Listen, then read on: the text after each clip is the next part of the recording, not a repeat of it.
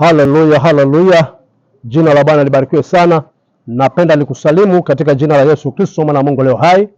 Ndugu mtazamaji wangu, mahali popote pale ulipo katika nchi ya Tanzania na nchi za nje, nikusalimu katika jina la Yesu. Nina mada fupi sana ambayo nataka nikuletee leo. Imekuwa ni Jumatano ya baraka sana ambayo nataka nizungumze hasa juu ya kijana na mahusiano. Juu ya kijana na mahusiano. Kwa nini tunazungumza kijana na mahusiano? Maandiko yanasema kwamba katika kitabu cha Mhubiri anazungumzia kwa habari ya kijana, lakini pia Biblia inazungumza habari kijana, fahari ya kijana ni nguvu yake. Na unapokuja kwenye swala la mahusiano, vijana wengi sana wanatamani kuingia kwenye mahusiano, wanaanzisha mahusiano, na watapoanzisha mahusiano lakini hawaulizani, wewe mwenzangu mwenyeji wa wapi? Umetokea wapi? Na je, viwango vya kumpenda Mungu ana kiwango gani? Kwa sababu mabinti hususan nizungumzie, wengi wanakuwa wamejawa na hali ya kutaka kuolewa, lakini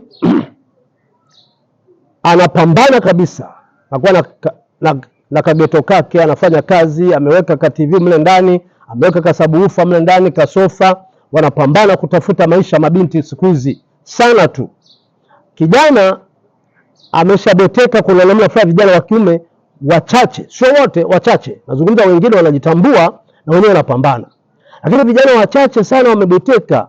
Unakuta anaenda kwa binti, anamtembelea, akishaona ana vitu amejitosheleza, akili yake yeye sasa pale ni kutafuta remote ili aweze kucheza na mambo ya kutafuta wakina Diamond wanaimbaje na nini na nini na kuvaa mlegezo. Huyo sio kijana wa kuoa, huyo sio kijana wa kuoa, bado hajakomaa kimalengo. Kwa sababu mwanamke atakuwa amekomaa kimalengo tayari, atampeleka tu yule kijana. Nataka niseme kwamba baadhi ya vijana wetu, Mungu awasaidie sana, ufahamu au ufunguke, wajue kupambana kutafuta pesa. Watafute pesa, Mungu kwanza, lakini tafuta pesa.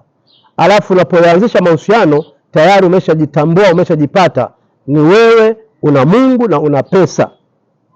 Ili mwenzako anapokuja na vitu na wewe unapokwenda na vitu, mnapoweka pamoja kinakuwa kitu kimoja kilichokamilika. Usiende kule kwa ajili ya kutafuta tu basi wewe unalala kwa rafiki yako, unaishi kwa rafiki yako ndio unatafuta mchumba. Hapana. Mungu akusaidie sana. Usiende kwa mchumba wako umeungaunga karedio kako pale na rubber band. Alafu unafika pale wewe unachukua vya mwenzako ndio kama vya kwako. Hutaki kujishughulisha na kazi. Nataka niseme kijana, badilika katika jambo hilo. Kwa jina la Yesu Kristo, Mungu akusaidie. Na Jumapili hii tunayokuja tutakuwa na maombi maalum kwa ajili ya vijana wanaotaka kuingia kwenye mahusiano wa kike na wa kiume katika jina la Yesu. Amen.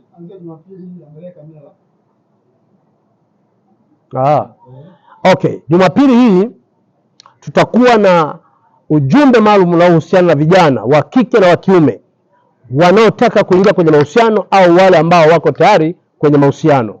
Karibu sana. Saa 1 kamili tutaanza ibada mpaka saa 5:30 mahali hapa mjini Madaudi, nyumba ya maombi. Tutazungumza sana mambo ya vijana na mahusiano.